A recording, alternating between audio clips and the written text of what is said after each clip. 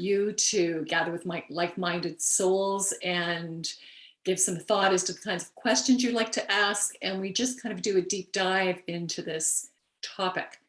And my guest tonight I'll introduce in a moment. There will also be a writing exercise as part of this. So if you have a pen and paper or your favorite writing device on hand, that would be great. But before that, I would like to open with a land acknowledgement.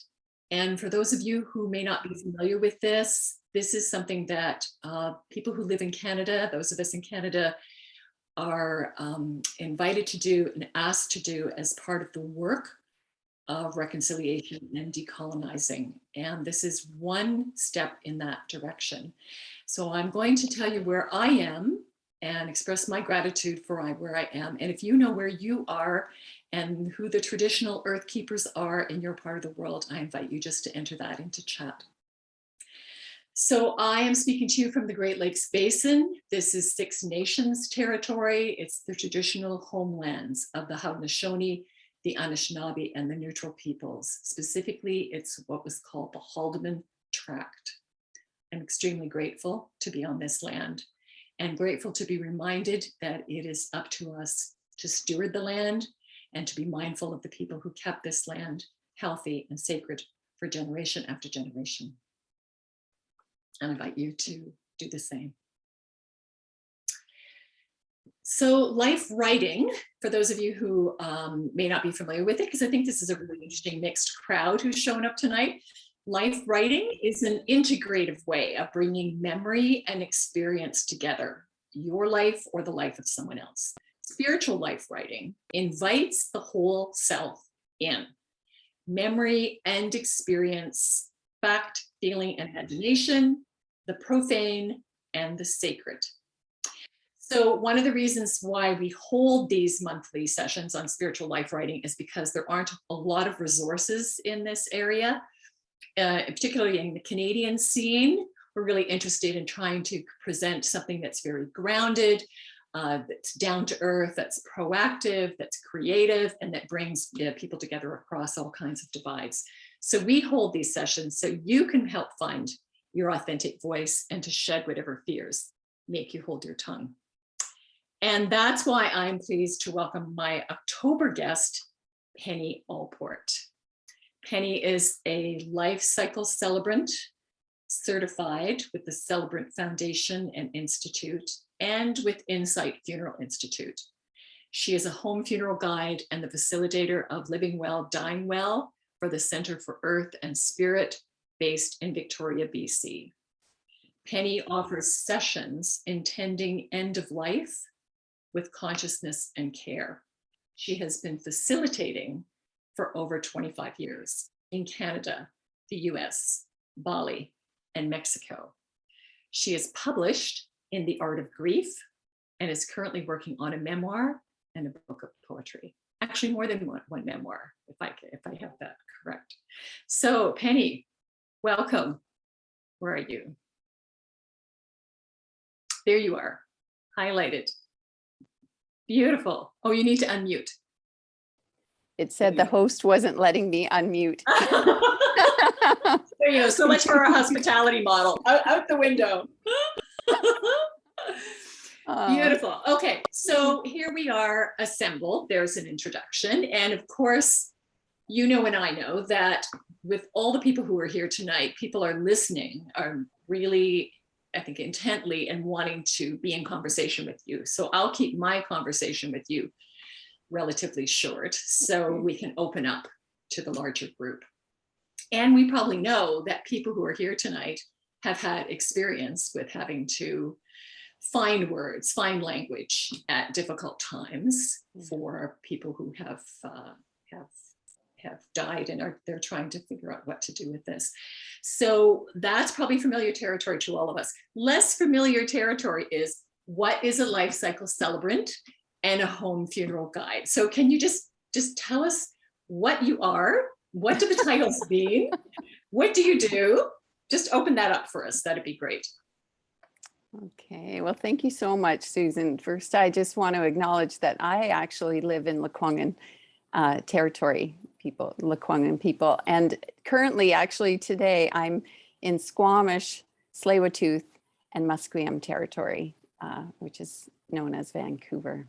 And so I too so appreciate land acknowledgement and want to say where I'm coming from. And okay, so my mother always says that I have a profession that she can't explain. And it doesn't seem that difficult to me, but a life cycle celebrant. So it's actually life cycle celebrant is a trademark from the Celebrant Foundation and Institute. They're in New Jersey. They're a fantastic group of folks. And they train life cycle celebrants to, most of us, I call us cultural creatives. We actually are people who really care about the art and craft of ceremony.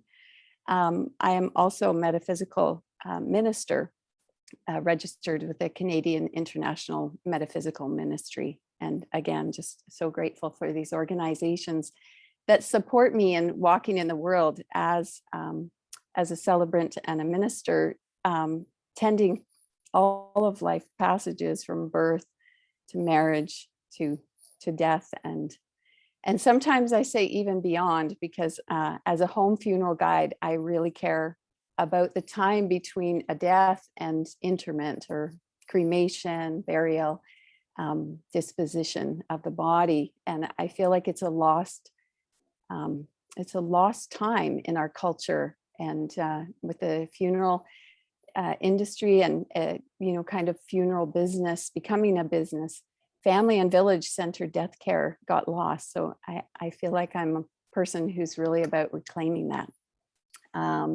So I sit with families in their home. I help them tend the body of their loved one. Oops, you froze. Can you unfreeze? Oh. So Penny is in a hotel in New Westminster, and she's supposed to be on the 5G. Yeah, so if that isn't working for her, she'll have to disconnect and come back in. Then we'll see what happens. Oh, the glitches of. Oh yeah, okay, there you are. You're back again. You froze for a bit. Oh, you're kidding. Jeez. That's okay. I have to apologize. I'm in a hotel for. Well, that's okay. Reason. Now everyone knows. Now everyone understands. Yeah. Okay. Okay. Yeah. So can you give us an example of what would it look like? How would it work if someone were to contact you? Just a bit about the process so we understand, and where, just describe the process briefly, and then we'll get into language and words and accompanying, but that would be helpful. Sure. So, most people find me by word of mouth. It's quite remarkable. I've only been living in Victoria for 3 years. Before that, the Sunshine Coast, but people just seem to share my name with others who are going through death of a loved one. So sometimes I'm called in before that person actually dies, and I get to sit with that person and ask them also what they might like as far as ceremony at any stage of the death process, as well as walking with their families through ceremony after. Sometimes I'm contacted years after a death, and I have this quite often because I really believe that it's never too late to have a ceremony. And I have personal experience with this. I won't go into it, but my grandmother lost a child and never had ceremony, and later in life shared the story with me, and I ended up being in Mexico and having a elder Mexican woman offer me ceremony for my missing uncle. And so I really feel, and I felt the power of that. Sometimes people call me just right at the point when their loved one has died. And they may actually want to do a home funeral, which I have to act very fast sometimes in the middle of the night. And then I begin a process. Usually I hope that there's one or two people who can be kind of holding the container as well with the family. And then, my process is I want to connect with as many people as want to talk to me about the deceased, which includes friends, family, estranged family sometimes. And I'm known for leaving no stone unturned, because I care about the fullness of a person's life, not sometimes how they died can take over the ceremony. And I really care about the fullness of a life. Okay, so a couple of things you said, really important. Yeah. Um, let's go back to the word ceremony for a Mm. moment. So when you use the word ceremony, Mm. some of us might be hearing that as holding a service or a memorial or having a ritual container around it. Do you have, are they all synonyms for ceremony, or do you want to say something else about ceremony? Well, you know, I'm going to quote Richard Wagamese, who's a beloved Canadian First Nations man. He says, ceremony is anything that brings you closer to your essential self. Ceremony is anything that brings you closer to your essential self. And so they're the rituals that each of us participate in and are witnessed in that deepen our connection with our soul self is the a small version. When it comes to end of life, certainly funerals and memorials, celebrations of life, living wakes have come into kind of the domain of end of life. And then also they're gatherings, you know, ceremony is when the village gathers, hopefully. Sometimes it's two or more, sometimes it's just two. I've done ceremonies, you know, where there's two people at the graveside. Sometimes I've done them where there's hundreds. And so does that answer your question? Yeah, no. And I think drawing You look in like you. Richard Wagamese and the indigenous understanding of ceremony is a bit different Yeah. from how, you know, it's sort of used in regular parlance. But just making sure there's language that everyone can use here and understand and move back and forth between is really interesting. So how do you prepare? So you interview as many people as you can, right? And are you a story gatherer then? Do you primarily go for the stories about the person? And do you lead with story when you're talking about that person's life? Let's talk a bit about that for a moment. Yeah, there's a woman named Sarah York, and she calls it a soul sketch, you know, so I'm interested in the soul sketch of the person. Me personally, I'd like to find as many, you know, not too many, but a few key people in the family who can share part of the journey of the person's life. And then what I try to do with my bridging words, because we can't have 20 people speaking at a ceremony, people get flooded. It's just too much. But what I try to do is in my bridging words, I call it, I want to weave as much personal about that person as I possibly can. And of course, the family is the one who approves of what I'm going to say. I make sure that I send them a draft of my ceremony. And then there's the music, you know, there's music, there's poetry, sometimes something that's been important to the person who's died, but also important to the living. Sometimes the deceased has had a request of certain things for the ceremony. I do my best to weave those in as well. And then also rituals that can say much more than speaking, much more than words many times, and are needed. Yeah, for us to do something, we need to physically do something, not just sit and be and listen. Exactly. Yeah, it'll be interesting to hear examples from the people in the room, that sort of multivocal aspect of a gathering, all the different things that we can do.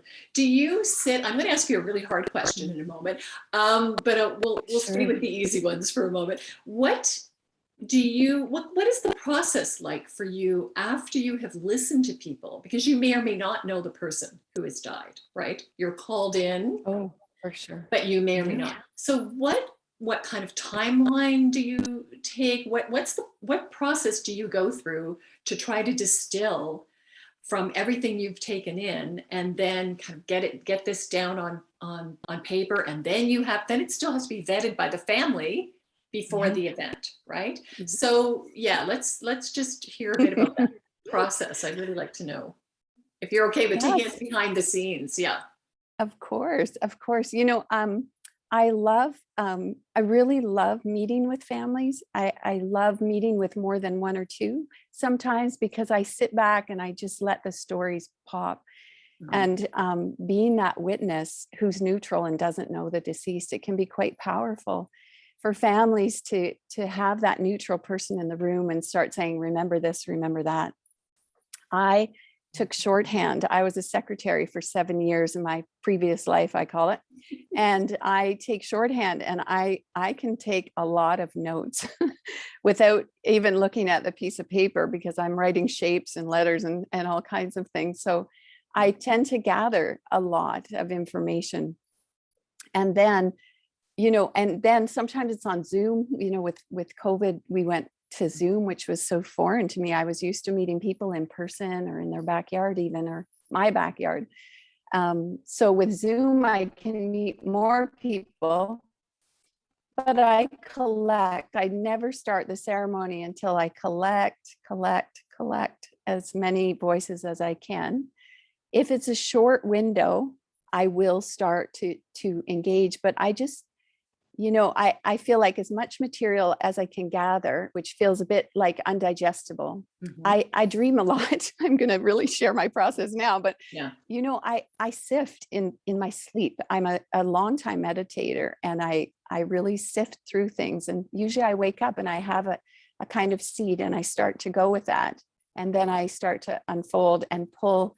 I highlight my notes, what I'm going to pull together. And I keep going back through those notes. It's like, did I miss something? Is it, and lots of times a theme will unfold that I don't want it to be too obvious, but I also want a container that's going to hold this in a coherent way. Right. Because there's nothing worse than, a hodgepodge of things that don't cohere. So I'm listening for the coherent thread, and I'm trying to follow that.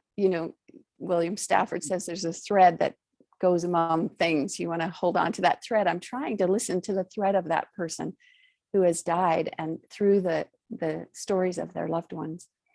And then also weaving in the aspects of ceremony around opening the space and entering into, I usually invite silence, and because silence is a great unifier and brings us together in our unified love for this person, no matter what our relationship with them.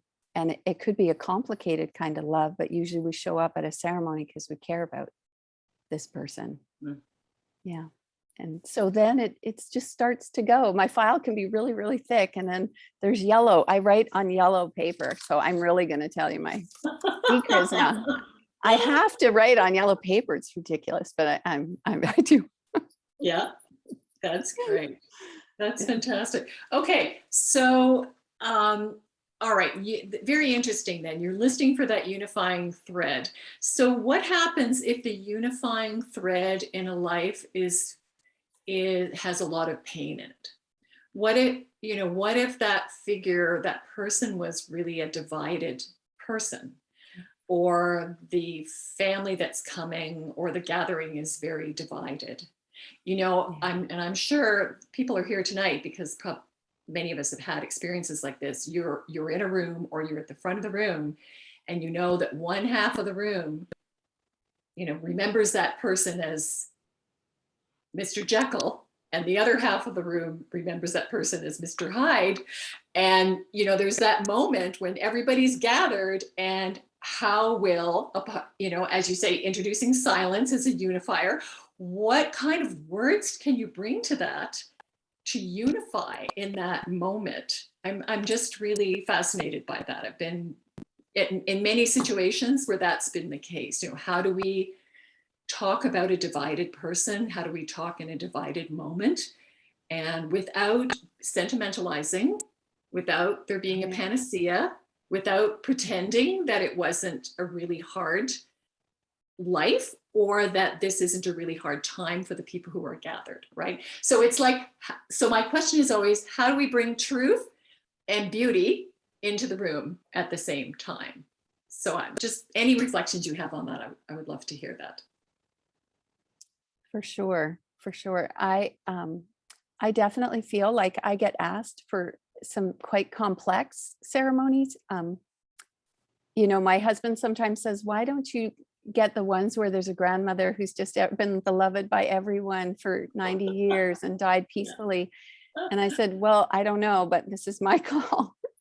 And what I know is that we're all members of the Scar clan. It's not a cliche, but it's true that we're all have our humanity, and that humanity is so important in a ceremony. No one wants to show up and feel like they don't know who you're talking about, or that you've sainted someone who's not a saint. And I love your words, beauty and terrible. I think you said the terrible and the beautiful. Well, truth and beauty. Truth and beauty. Okay. Yeah, I'm liking terrible too. Terrible works for me as well. Okay. Well, it tweaked me, because what I sometimes say is, it's beautiful. This is beautiful. And it's the terrible beauty of this. Okay. This difficulty, there is a beauty in those difficult lives and the divisive lives, and how, I can't give you exactly how I would word it, because I write every word of every ceremony different. I don't cut and paste from my past ceremonies. I really want to find the words that will speak to this family and this experience, whatever it is. It's just telling me my internet is unstable. Did I pause there? That's okay. You've been doing all kinds of, you've been morphing over time repeatedly, but it's good. We're with you. No, I'm sorry. I've been known to do that. That's okay. So, one of my mentors was Angeles Arian, and her definition of respect was the willingness to look again. And so I feel like when I'm writing, and I'm weaving this soul sketch, that I keep looking again to another portal of that person. We come in, I really want to also draw on where the person was born and how, who they came into the world as, because we do all come, we come trailing clouds of glory, but sometimes I say, we also have a bag like Pigpen, or a blanket like Pigpen on our shoulder, that we're coming with intergenerational trauma. We're coming with all kinds of things in the background of who we show up as, and, in this body and personality. And so I try to speak in ways that are honoring of the fullness of an experience, that there is trauma in the world and in every one of us. I mean, my word, it's not easy to be a human in the world. It's just not. So I attempt to hold a neutral place, and I really draw on empathy and compassion, and also I tend to draw that out in families as well. To be honest, when I'm sitting with people, sometimes I've had warring factions that said she can't speak, she's not allowed to speak, and it's someone who I feel like could possibly bring a coherent voice. If I feel like they're going to go off the rails, I'm certainly not going to invite them. But what I do sometimes is I meet that person and I say, there isn't enough room for everyone to speak, but are there some things that you could share with me that I could share in a way that people will hear them, be touched by them? And sometimes that person calms down with me, and I can think of a brother that the daughters of the woman who had died, they said, Uncle Joe is not speaking at the funeral. And I immediately felt like an angst for Uncle Joe, because they were very close. I knew that. And I said, would you be okay if I met with Uncle Joe? And if Uncle Joe wants to meet with me? And I sat under the apple tree of his sisters in his sister's backyard for probably an hour, and just listening to his absolute love for his sister. And I really got why he couldn't speak. The stuff that he was going to share, and it would have ran on and on. But I brought him into the ceremony by speaking his name, by quoting him, and things that were coherent and that could be shared. And he shone, I have to say, sitting in his seat, he just shone. And he could have been relegated to the back of the church and felt that he needed to stay there. Okay. So you occupy a really important position then, right? You're a kind of mediator and a fulcrum point. Your job is to listen really deeply, which anyone who is in a position like this ideally wants to do. and sift through things, mediate, and you listen with a healing ear, right? You listen, yeah, as a way to what needs to be brought together here. What's the work that needs to be done in this time that we have together? That's what I hear when I hear you talk.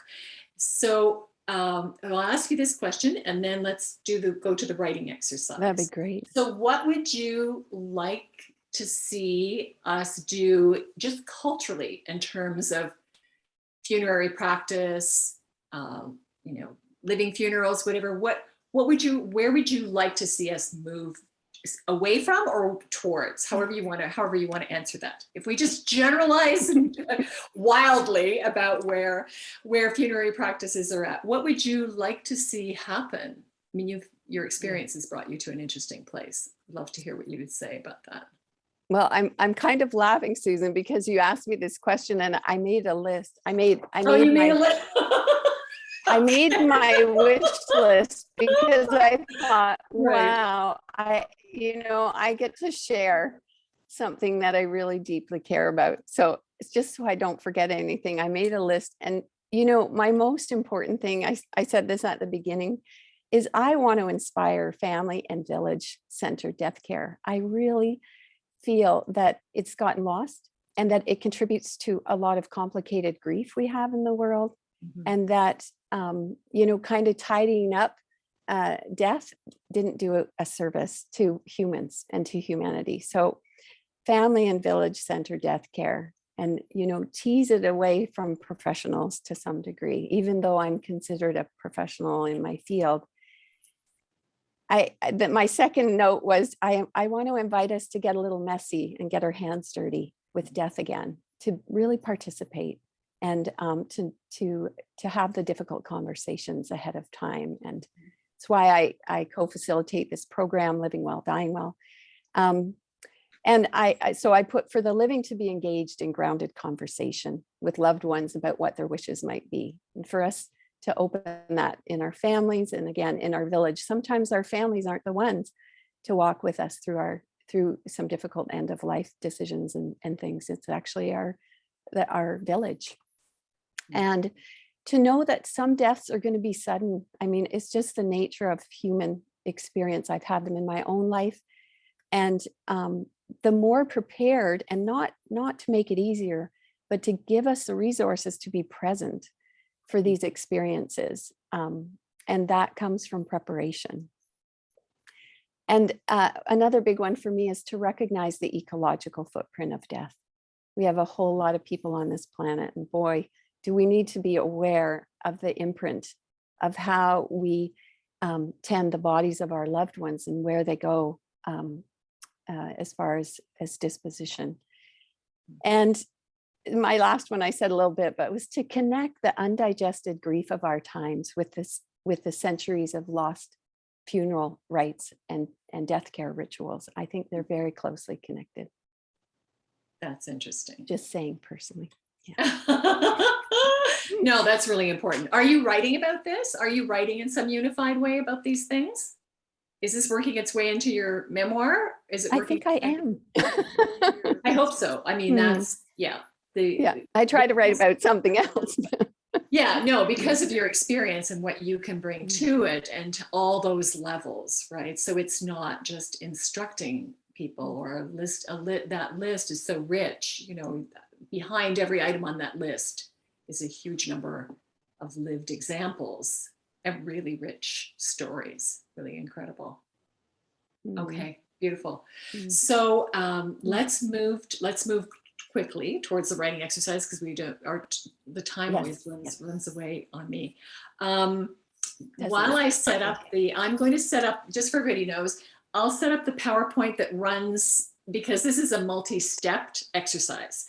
So I'll show the steps on the screen, and we'll give everyone 1 minute per step. But while I'm rummaging around trying to find the PowerPoint, Penny, why don't you tell us what inspired this, and you go ahead and just talk. That'd be great. Okay. Set it up. So Susan asked if I would do a writing exercise, which put me on the spot, but I immediately thought, of something that was shared with me through the Victoria Hospice many years ago. And I strangely have not been using it in my work, but I'm going to. And it's called a poetic tribute. So I want to acknowledge Victoria Hospice. Susan invited me to read an example. So I did this in about a minute or a couple of minutes the other day, and you're going to have 10 minutes. It's unedited, but this is somewhat of what a poetic tribute could sound like. And again, it's unedited. B. Walshin. She would sit directly across from me at all of the women's retreats I facilitated in my 30s. No matter where I sat in the large circle, I would look up to see B looking back at me. We would drive, mirror reflection. We would drive home from the retreats together. Our ritual was to stop for gas at the gas station in Squamish, purchase a cassette tape from the counter, and listen to it on the way home, sometimes singing if we recognized a song. Also sharing moments from the retreat that touched us. I would be so exhausted, but would say that B, who didn't know how to drive in her 80s, was such a holy presence that we would for sure make it home safely, as God wasn't finished with her yet and she couldn't leave the planet. B went for communion at the Catholic Church every morning with her longtime boyfriend, Andy, of 60 years, and yet her mind and heart were open to all manner of books. She was my reader at the metaphysical bookstore I owned for 13 years, reading everything from channeling to astral travel, various spiritual writings, Buddhism, and on it went. She had a curiosity for everything. She was solid as a rock, fluid like the ocean. When I think of her, I feel large and weighty, soft, and yet filled with an inner strength. I feel a large silence inside, potent and available. I can still smell the date squares she baked for every retreat from my grandmother's recipe, and would always leave a special box of 8 carefully wrapped and placed on my bed for my private consumption. Bea was a grandmother to many, and especially to me in those years when I was missing my paternal grandmother due to distance, and my maternal grandmother who was incapable of offering the kind of nurturing presence Bea had. Bea reflected these qualities in me, and especially a capacity I value as a true elder in this world. She had the ability to see the gifts of the young ones and to offer a space for it to flourish in the world. Thank you, Bea. Okay. Okay. That's great. I'm loving B. Okay, Love so B. I'm Love going to show the slides, the panels, and it just give everyone a minute per slide. There are 7 of them. So it won't take a huge long time, and you don't have to generate a lot, but it'll help you get something down. And when this is done, then we are going to share the screen. Then we'll open up into general conversation. So Penny, why don't you go ahead and read? Okay, And so I'll mark the time. okay. So bring someone you know to mind along. Oh, actually, I would name them. And then bring an event or a situation related to that person that is meaningful or memorable, something that you want to savor or that you're puzzling over or struggling with even. And give this memory a name and write it down.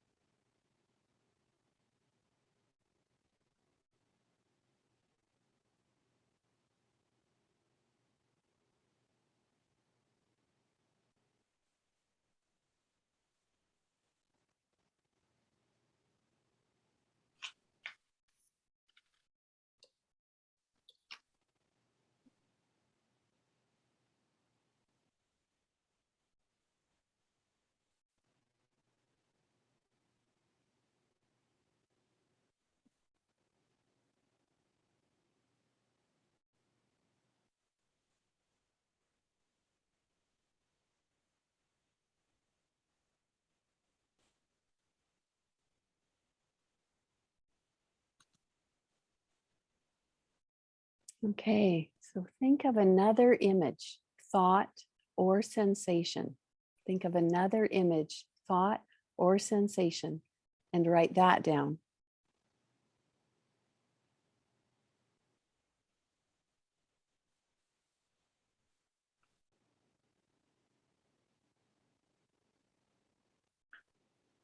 And yes, this is related to this person or this experience or experiences with this person.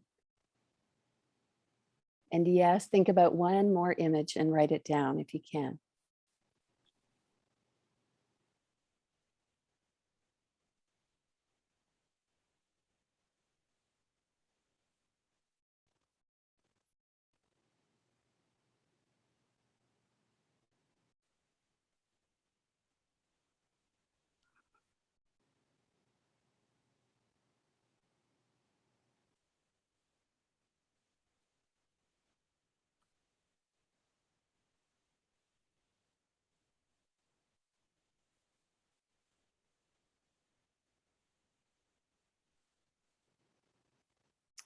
Okay, so keeping these images, thoughts, and sensations in mind, look for a metaphor or a simile using like or as that speaks to that memory as a whole or that describes it.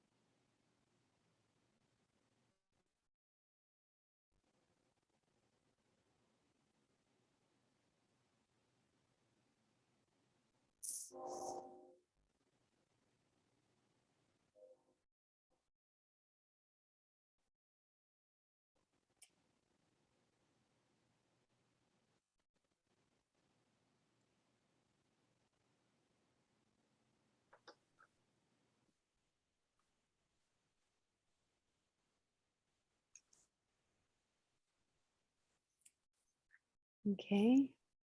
Describe your feelings about the memory of this person or yes, about the memory or the person. Sorry. Describe your feelings about the memory, this memory, or the person.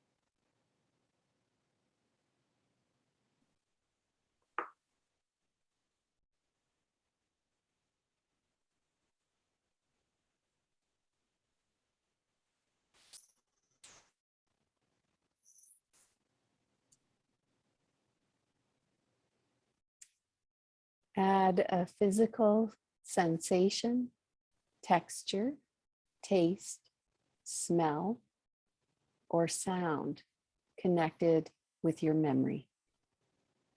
Add a physical sensation, texture, taste, smell, or sound connected with your memory.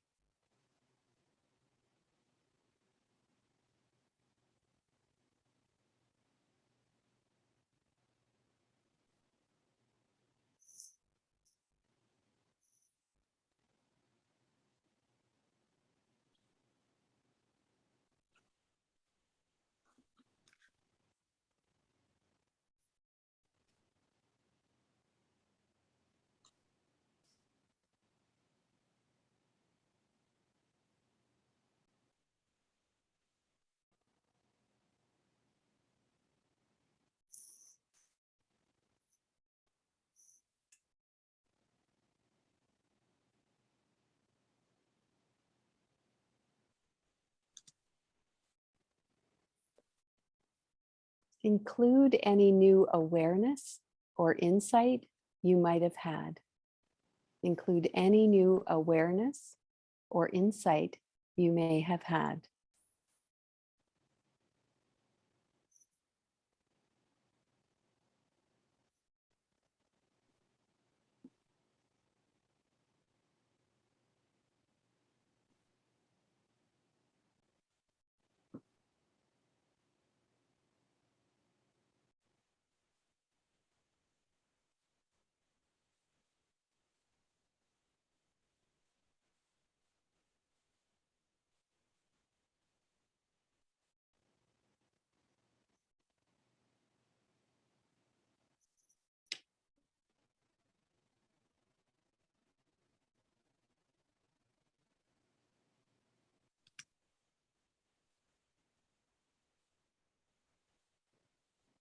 Okay, write a concluding sentence or a word. Write a concluding sentence or a word.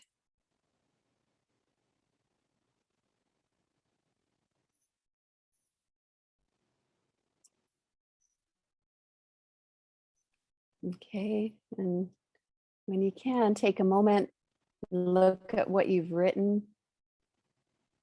and what stands out or surprises you.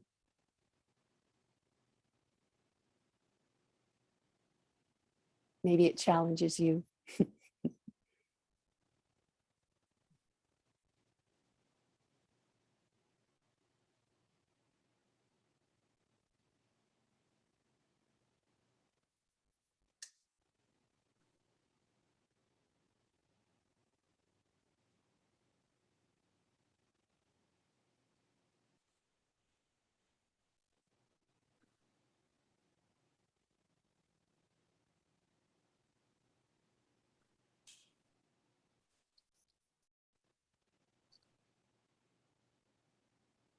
Oops.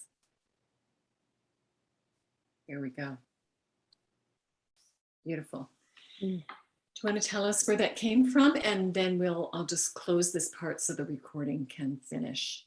Tell us where the source of this. Yeah, so the source is the Victoria Hospice, and it came years ago. It's adapted from Victoria Hospice psychosocial aspects of dying and bereavement course, and it must be 15 years ago that it was gifted to me. And I haven't looked up online, but Victoria Hospice is a great resource, so you might find it there. Okay, fantastic, Thank you. beautiful. Yeah. So at this point, that's beautiful. At this point, we will cease the recording so that this whole video, though, will go up online on the Awakening Spirituality site, and Penny, you'll have access to it too. You can use it as a resource. So that if you know anyone who would like to look at this or who would want to go through it again, the exercise is part of the video, so you have a chance to do that. Otherwise, I'm going to thank all of you. The rest of you, I want you to stay because now we'll open for Q&A. But anyone who visits this video online, we hope you enjoyed it, and you can always get in touch with us.